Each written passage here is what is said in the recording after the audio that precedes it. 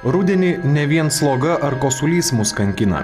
Šiuo metų periodu prasideda ir rotavirusinės infekcijos.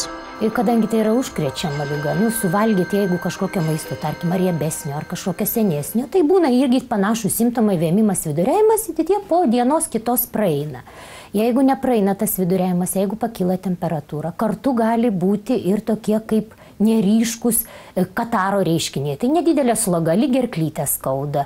Ir kartu būna viduriavimas. Viduriavimas būna labai dažnas. Iki 20 kartų per parą gali viduriuoti. Labai daug netenkama skysčių ir būklė pasidaro tikrai bloga. Šitas virusas yra labai lakus ir žmonės yra imlus jam ir užsikrečiama per nešvarias rankas, kadangi viduriuojantis žmogus jis išskiria virusą į aplinką.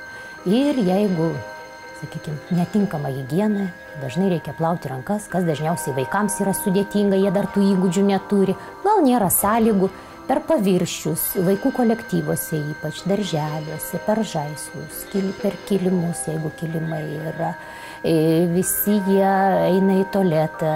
Grįžus reikia nusiplauti rankas arba bent jau neliesti rankomis veido, lūpų, burnos, nes tas virusas, jisai jau užtenka labai mažai dalelių, kad žmogus susirgtų. Net kūdikiai užsikrečia, yra kur viešose vietose vystymo stalai, irgi galima per tai užsikrėsti.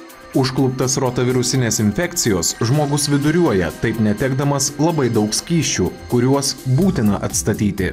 Tam, kad išvengti tos baisių tų komplikacijų ir važiavimo į ligoninę, tai kai mes vem ir viduriuojam, netenkam skysčių. Kelintą kartą pasikartosiu, tai yra pagrindinis dalykas. Ir reikia būtinai atstatyti tuos skysčius organizme. Reiškia, reikia gerti. Pirmiausia, gerti. Jau lašinė tai yra kraštutinės gydymo būdas. O gerti reikia dažnai ir po truputį. Labai dažnai daro klaidą žmonės ir vaikus gydydami, ir patys, jeigu serga, kad jeigu nusivėmė, troškina, nori gerti, paėmė stiklinę, išgėrė ir vėl vemia. Ypač vaikam, kai bloga, jie negeria. Jūs pabandykit vaikui, ką nors duoti sugerti, jis tuoj pat nusuka veiduką, stumia. Reikia girdyti šaukštais. Po valgomą šaukštą, po arbatinį šaukštelį. Tiesiog sėdėti prie vaiko ir kas 2-3 minutės jį šitokiu būdu girdyti. Po 10-15 ml, jeigu vyresnis žmogus. Tai yra kažkur apie valgomas šaukštas. Ir nepertraukiamai. Būna taip, kad pageria žmogus, pagerėja jo būklė ir jis vėl pamiršta gerti. Reikia palaikyti tą skysčių atstatymą ir vėliau, todėl kad liga per vieną dieną tikrai nepraeina.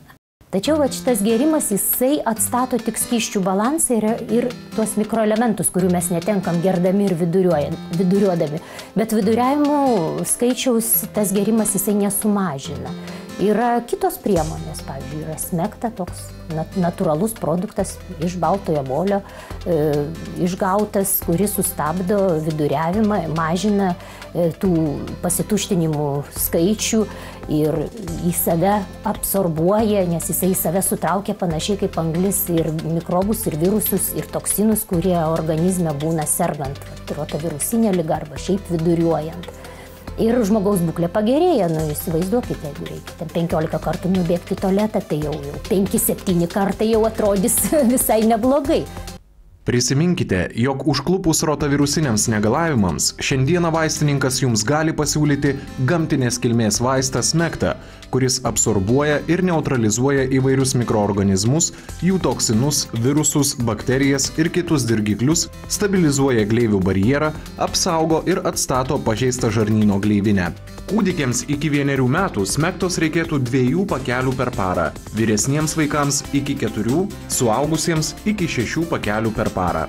Miltelius reikėtų ištirpinti pusėje stiklinės vandens ar sulčių ir gerai išmaišyti.